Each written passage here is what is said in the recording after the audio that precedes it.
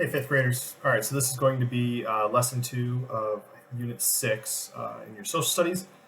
This is heading towards war. Um, so basically, what's happening here, we're kind of rewinding just a little bit, but we're going to start talking about really this chapter is almost entirely about slavery. This has kind of been the thing that has been progressively building. It's we talked a little bit in previous lessons about the Missouri Compromise. We talked about how when Texas came in, there was people in Texas who, or really one of the things that the people in Texas wanted was slavery. So then, when they wanted to come into the United States as a state, the United States didn't want them to come in because of the balance. Really, that was for a very long time. That's been kind of this tipping point, I guess. This hang up that everybody had is in Congress, in particular in the Senate. They were always trying to make sure that there was an equal number of slave representatives to free state representatives, slave state representatives, free state representatives. Um, this is really just to make sure that, on the off chance that, because the House of Representatives, of course, is made up entirely of, it's based on population, as we talked about in the previous unit. So depending on how many people, were living in the North, there could be a larger number of representatives in the House of Representatives that were in favor of either getting rid of slavery or limiting it in some way. And the southern states saw that as basically an attack on their way of life. And so they created this compromise that would make it so that no matter what, even if the House of Representatives had a lot more congressmen from northern states or who were anti-slavery for whatever reason, that they would never be able to push through anti-slavery laws because the Senate would always stop it. Because they wanted to keep the balance in the Senate equal. And ironically, something that we'll get to it here in a little bit, or a long bit, but ironically, one of the things that they weren't, in particular the northern states, weren't paying attention to was the fact that Southerners made up a large portion of the Supreme Court. So even if anti-slavery legislation was passed, eventually you run the risk of the court declaring it to be unconstitutional, which does happen. We'll see that here towards the end. So yes, that's kind of the balancing act that is going on.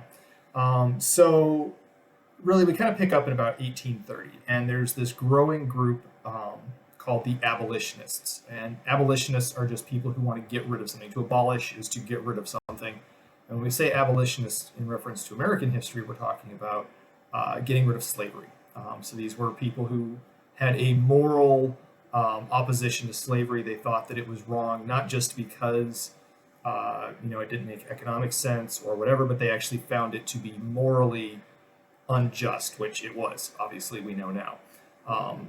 And so abolitionists, in our history books, a lot of times we talk about abolitionists, and they're always kind of the good guys, right? They're the guys that we want to get rid of, or that we cheer for because they wanted to get rid of slavery. And today we realize that slavery is this awful thing. At the time, abolitionists were not universally celebrated in the North. In fact, a lot of Northerners didn't like them because they saw them as potentially causing the breakup of the United States, because they knew that the South was addicted to slavery. They would never go for getting rid of slavery. So anytime you had abolitionists, making a big fuss about slavery, even people in the North tended to be like, let's not talk about that. Just keep quiet. So today we look at them as the good guys, but back then they were kind of seen as these rebel rousers, as these people who were causing troubles. So here's a few famous abolitionists. I apologize, I'm going to have to be looking off to the side. I've got a whole lot of notes on this. So first of all, we have Angelina and Sarah Grimke. They were two sisters from South Carolina. South Carolina, of course, is a slave state. Their father was a plantation owner. He had slaves, but he believed that his children should uh, know the value of working hard. So he would actually have his kids go out into the fields and work. And in particular, Sarah, I think was the older one. Yes, Sarah was the older one. There was 13 total children. Angelina, I think, was 13th or 12th. She was one of the little ones. Um, Sarah was one of the older ones. She was like, well, I think she was kind of right in the middle, so she was like number six. But she was actually the godmother of her own sister.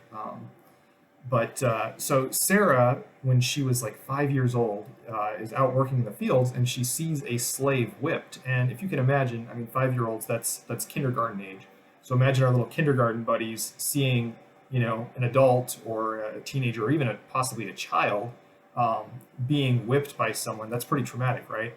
This upset this little girl so much that she tried to run away. She wanted to get on a boat and get to a free or get to somewhere where slavery was illegal, because she, even as a 5 year old, could see just uh, how repulsive that this was. And she was not able to run away, of course. But when she got older, she moved up to Pennsylvania, and she joined the Quakers, who were it's a religious group, a Christian group. That some people thought were kind of weird, but she joined the Quakers, and she was, just kind of living a normal life.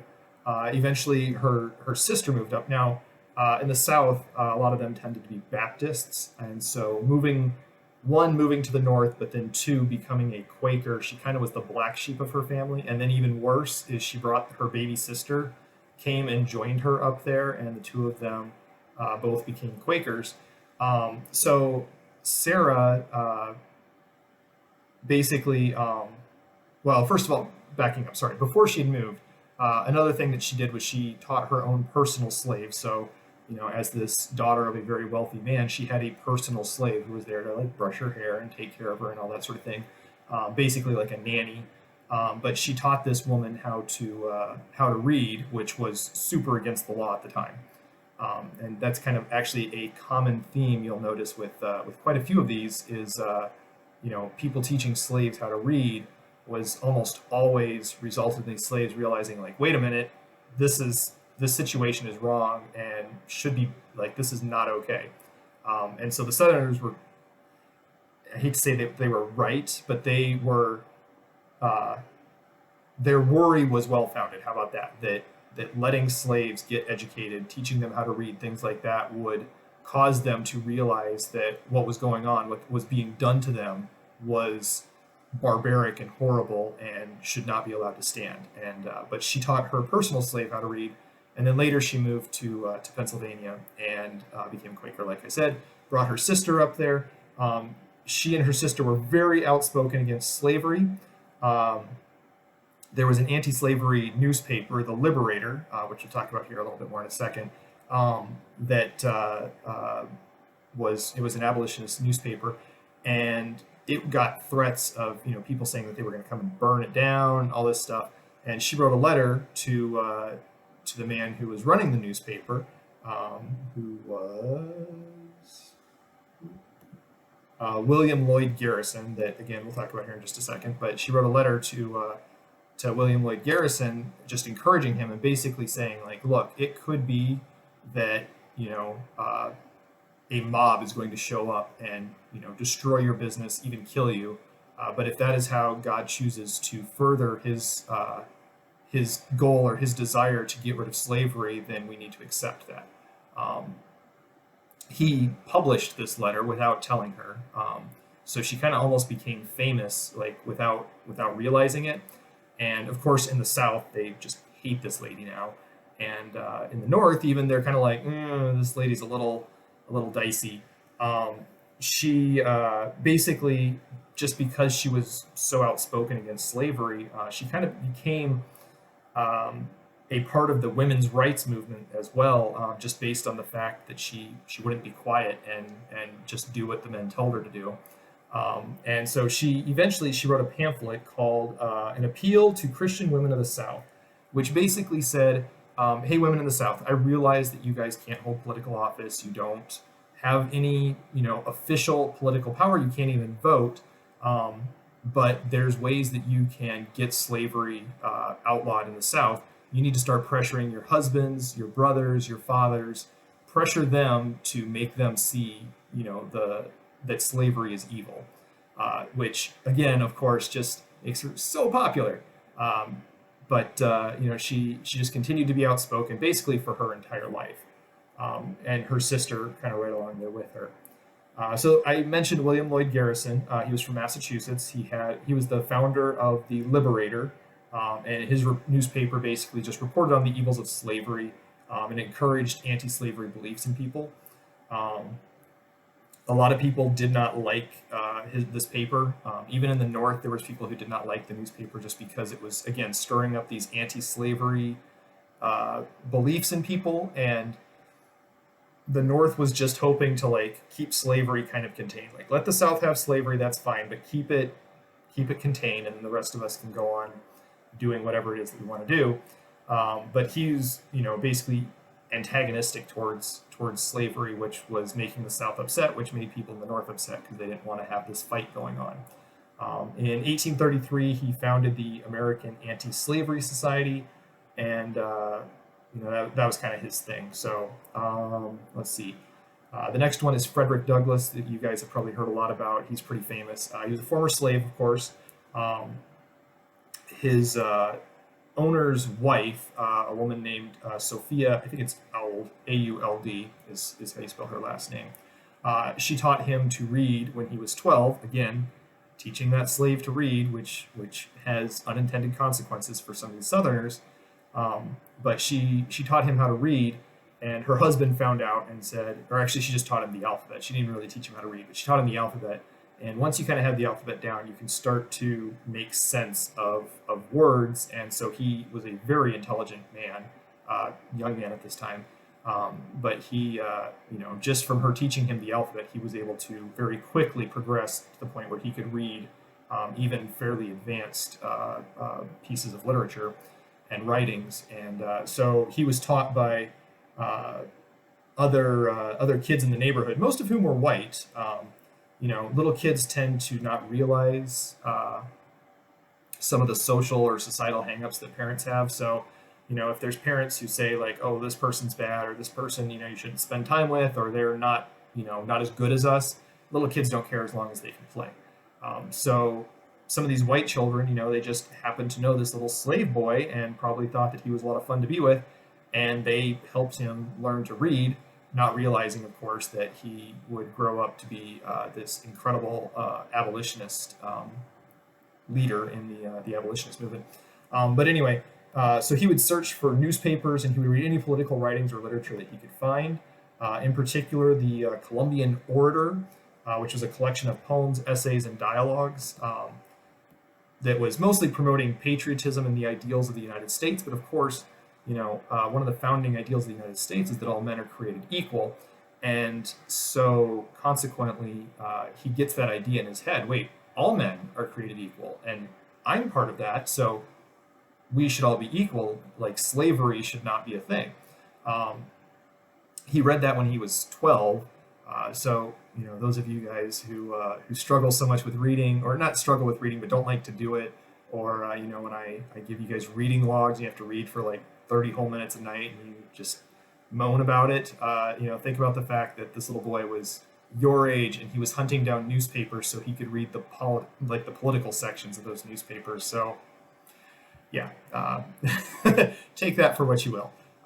Anyway, so he started to teach other slaves how to read. His owner lent him out to a man, and then at this other person's property, Frederick Douglass was participating in church services, and he was teaching slaves how to read the New Testament, which you would think, with a strongly Christian society in the South, that they would be totally okay with these slaves learning to read about Jesus.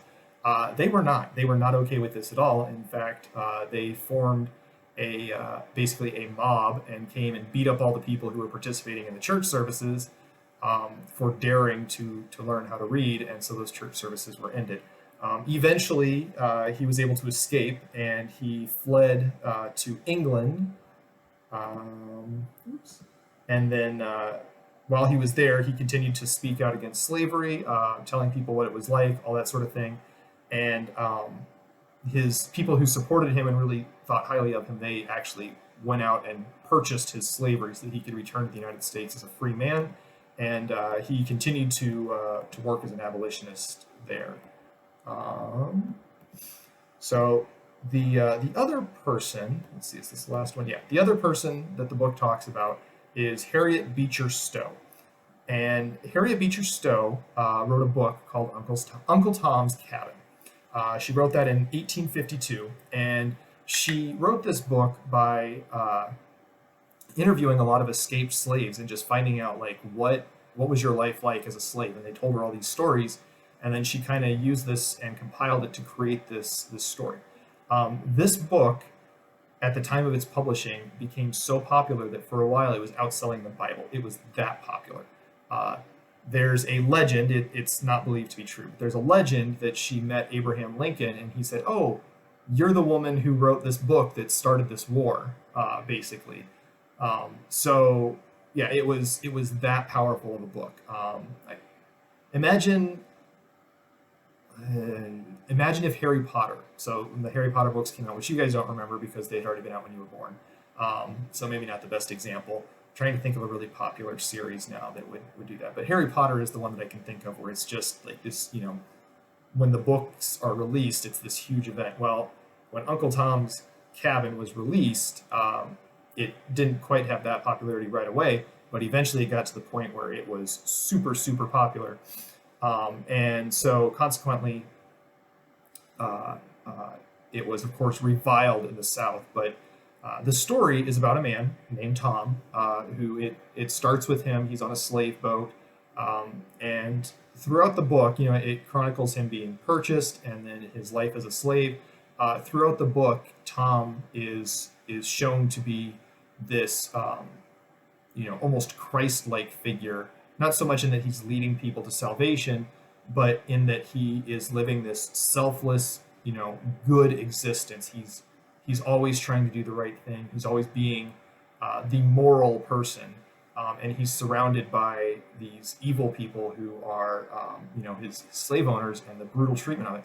Well, the kind of the ending of the story is there's two women who have escaped from their very cruel owner, and Tom knows where they are, where they've hidden themselves, and he's asked to basically to give them up, to tell them, tell the slavers where these women are, and he refuses, and he is beaten and beaten and beaten, and throughout the entire thing, he refuses to give in. He maintains that strong moral center of his, and eventually he's even killed. So he, rather than giving these women up, he sacrifices himself to save these two women. And so you have this hero of this story who is an African American, and it's a very well written story. And people in the North are reading this, and they're just blown away that this is what it's like in the South for slaves. And this really, really pushes the abolitionist movement forward for a lot of, in particular, like younger people. Kind of sadly, this book now, like the phrase Uncle Tom is considered to be like an insult among African Americans. And the reason for that is, of course, that, not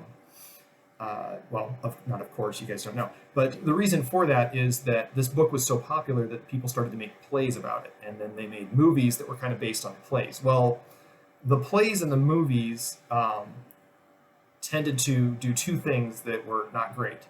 One, Tom in the book is he's just an adult man. He's not like an old man or anything like that, and he's not a silly character. In the plays, however, they start to make him silly. Also, in the plays, he's often played, and even the movies, he's played by a white man who just has black paint on his face. And there's lots of like singing and silliness, kind of making him into this comical figure and making the slaves into these comical figures. And so a lot of people have seen the play or the movie, really the movie, which has not been released anytime recently. That's long time ago because it's considered to be quite racist now. But people saw these and saw them as caricatures of of African Americans and making them out to be, making these slaves out to be comical, who want to like sing and dance and don't want to work, they just want to be lazy. And so consequently, Uncle Tom kind of took on that connotation, which is really kind of a tragedy in my mind, just because of what this book meant to the anti-slavery movement, which was, immeasurable. It was super important. Um, so yeah. The next thing that the book talks about is, of course, the Underground Railroad, which you guys already know a lot about. In the 1830s, African Americans enslaved people, free African Americans in the North, and then also white abolitionists created this the Underground Railroad, which is basically obviously not a real railroad and not really underground. But it was a series of secret trails, places to cross rivers, houses that you could stay at safely as you were making your way to the free states where you could be free. And it was really just code to keep the slave owners from realizing what it was that they were talking about. So if you were a slave who was running away to freedom, you were called a passenger. If you were somebody who was trying to lead them along these trails and things like that, you were a conductor. And stations were the houses where people could stay at and hide and be safe. So, if you are a slave owner and you overhear people talking about passengers and conductors and stations, you might not realize that they're actually talking about people who are escaping slavery. Of the conductors, two of them, Harriet Tubman, of course, is probably the most famous. Also, Jermaine Logan was another one. They were both former, I don't know if I said his name, Logun. So it's Logan or Lagoon, not quite sure. Anyway, but they were two former slaves who were very famous and very successful conductors for the Underground Railroad. All right, so that's kind of the introduction. That's just part A. Part B talks about compromise leads to violence is the title of that one. And so basically, we had the war with Mexico, right? So 1848, we signed the treaty, Treaty of Guadalupe to Hidalgo. It doesn't matter. The point is that the war with Mexico is over. The United States wins, and it gets a whole lot of new territory. In particular, Texas can become a state now. We also have California. We have New Mexico, the area that is New Mexico, Arizona, Nevada, all that. That's all now part of the United States. And then in 1849, we have the California Gold Rush, which brings a whole lot of people out to California. Its population goes from not huge to massive very quickly. And California wants to join the Union as a free state, which would upset the balance. Again, Texas wanted to come in, and that would have upset the balance in the favor of the slave states. Well, now California wants to come in, and it would upset the balance in the favor of the free states. And so we have the Compromise of 1850. It lets California come in as a free state, but one of the things it had to do is it had to send a senator who was pro-slavery to Congress when they did that. And then Congress also, in a part of this Compromise of 1850, Congress passed the Fugitive Slave Law. The Fugitive Slave Law basically said, so previously, if you were a slave and you made it to the North, you were free. Like you had achieved your freedom. You got to the North, they weren't going to send you back or anything like that. Well, the Fugitive Slave Law says, no, if we catch you, then you can still be sent back as a slave, which is awful and also very dangerous for people who are not slaves, who are free Africans living in these northern states, because now you don't know if a southern slave tracker basically is going to come in and potentially say, hey, you're a former slave, and whether you are or aren't, they can just drag you off, and your chances of getting out of it are pretty slim. So then we have the Kansas and Nebraska Act. So in 1854, Congress created two new territories, the Kansas Territory and the Nebraska Territory. So these territories occupied kind of Kansas, Nebraska, portions of South Dakota, North Dakota, Wyoming, Montana, just kind of that whole area. So basically, if you think of kind of like just to the west of Iowa, like kind of heading up towards the Canadian border, it's kind of a lot of that area.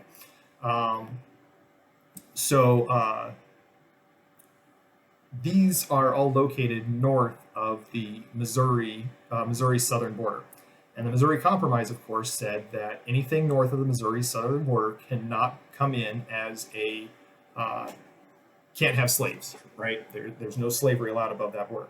Well, Illinois Senator Stephen Douglas introduced what was called the Kansas-Nebraska Act, that basically said that people, and not the federal government, should be allowed to decide whether or not their territories or their areas were going to have slavery.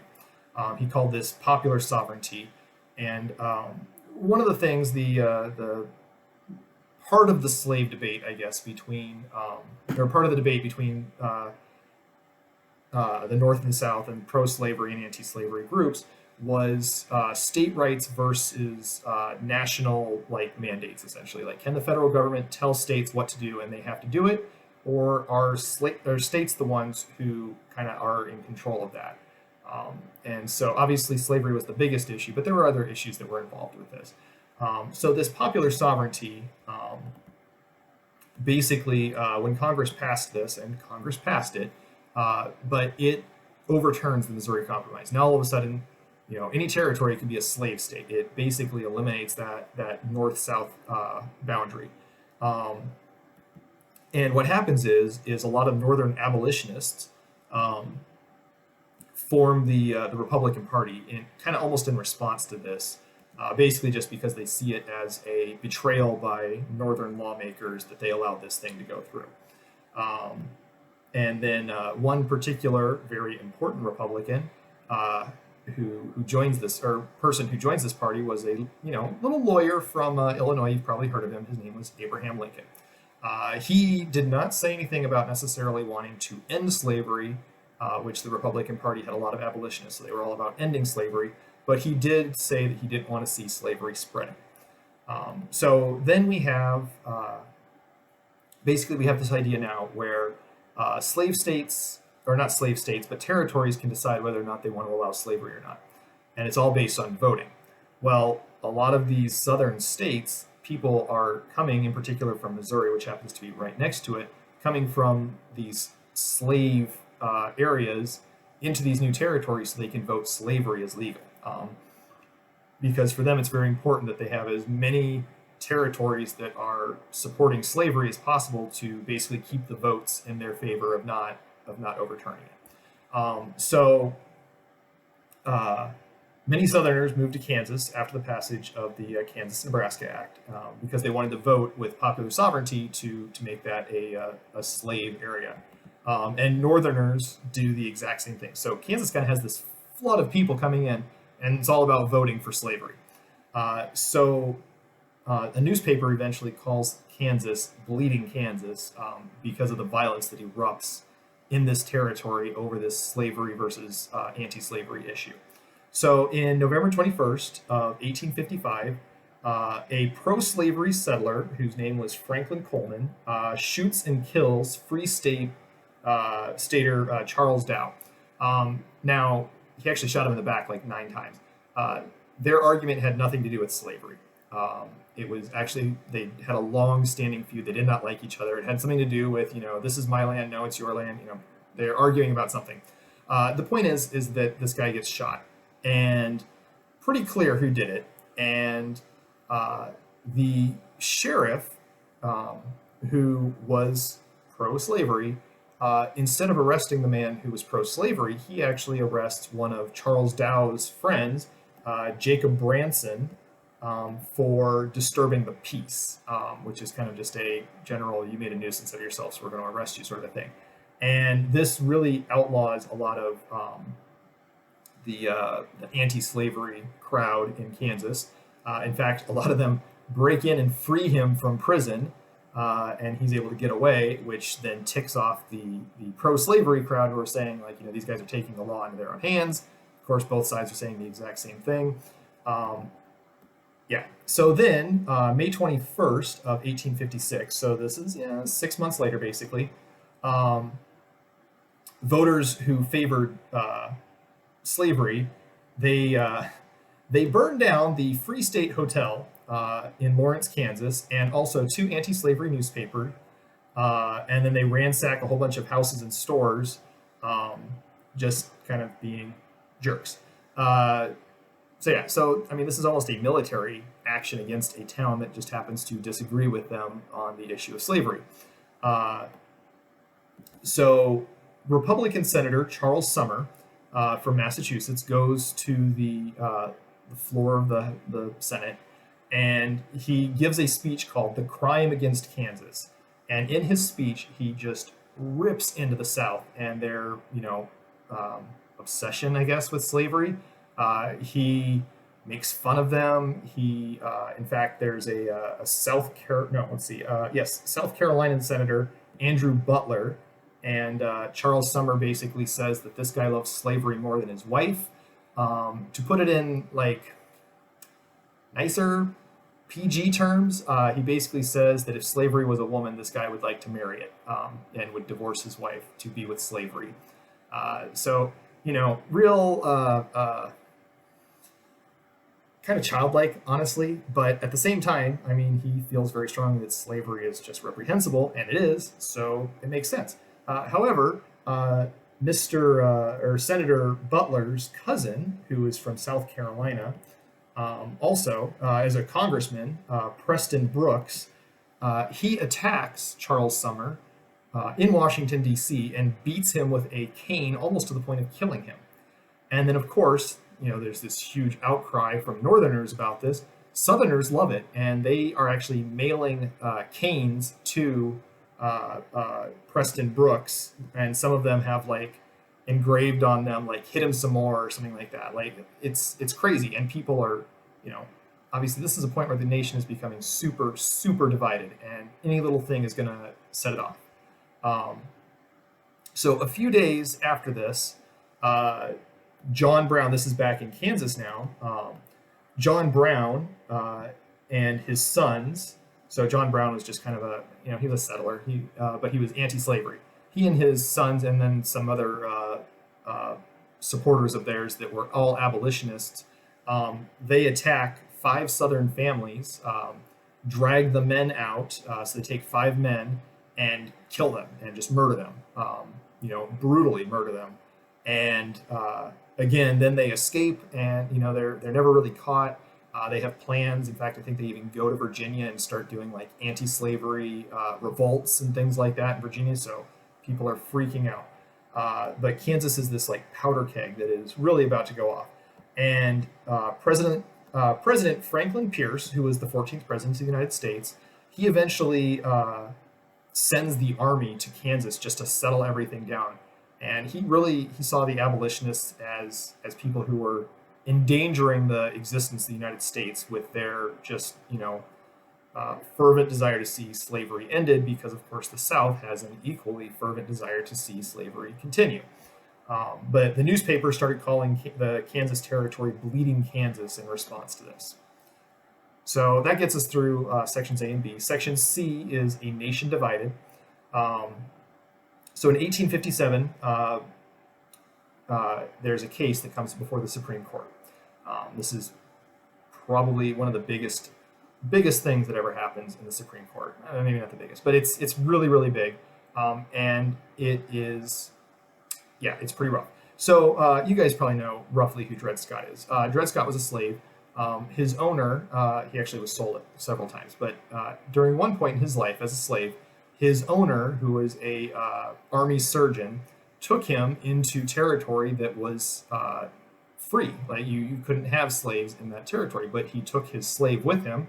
They traveled around, and then years later, Dred Scott and his wife sue for their freedom, saying, "Hey, we were taken into territory where slavery is illegal. As soon as we got there, we were free, and so consequently, we should not be slaves still, because once you're free, you're always free." And that was sort of a policy in the United States. It's basically once you achieved freedom, you kept your freedom.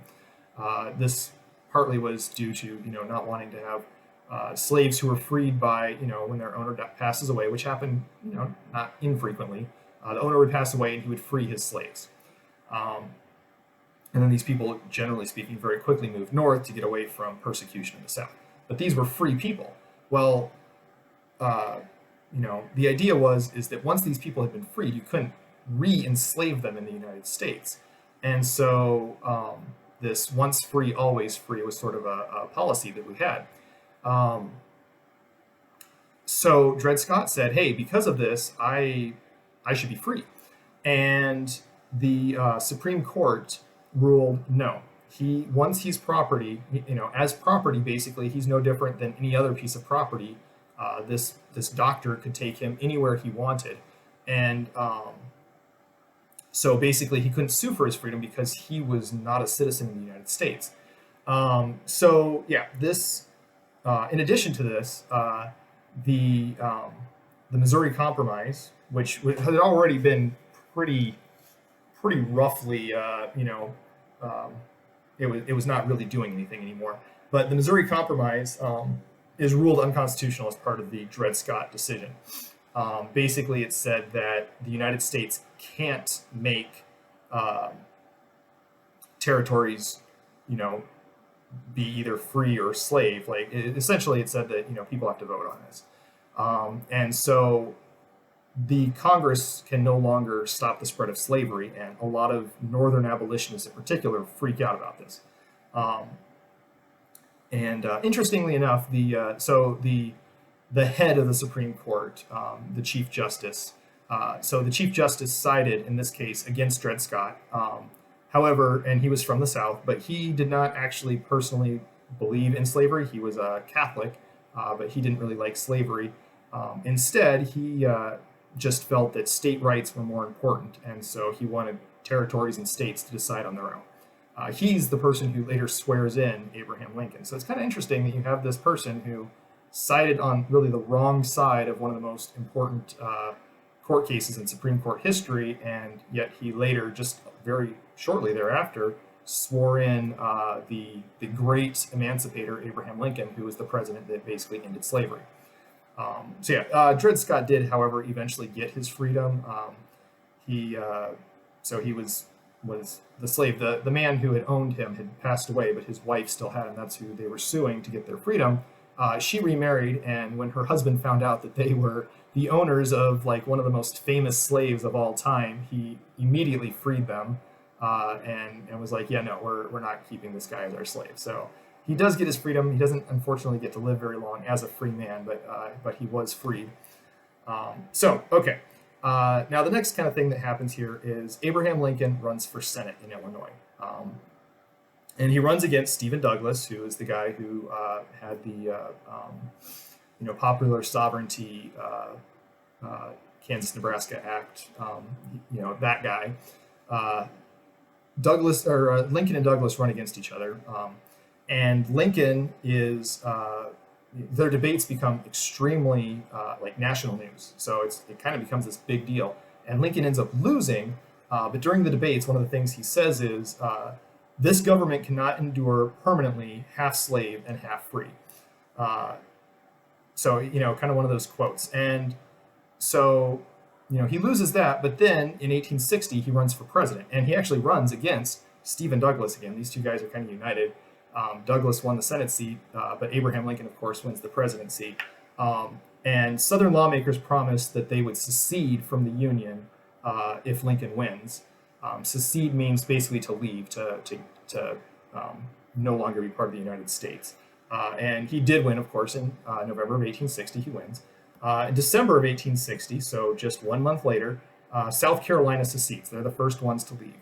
By February, Georgia, Alabama, Louisiana, Mississippi, Texas, and Florida had also left. And they create the Confederate States of America, and they elect Jefferson Davis as their first and only president. Then on April 12th of 1861, so here we are just February 1860, so 4 months later, Confederate troops attack Fort Sumter in the harbor of Charleston, South Carolina. When the fort refused to surrender, they wanted the weapons that were located there. And this is really the start of the Civil War. Several other states will, of course, secede along with them, eventually, really breaking the country into North versus South. It's not necessarily broken perfectly along the slave state versus free state lines. There are some states in the Union that are actually have slaves, though they very quickly get rid of them, or stop doing slavery. But initially, it's actually more of a, should we stay in the nation or should we not? So there's that. Anyway, Hopefully that helps. Hopefully, I realize 40 minutes is a very long time. It was a long time for me to talk, but hopefully you guys enjoyed it and found it interesting. And good luck on the test. I will post, I guess maybe on Seesaw, I'll post the answers to Unit 1 or to Lesson 1 and Lesson 2 of Unit 6. Or actually, maybe I'll make a video since some of Mrs. Markley's class might also be using this. Anyway, hope you enjoyed it. Talk to you later. Bye.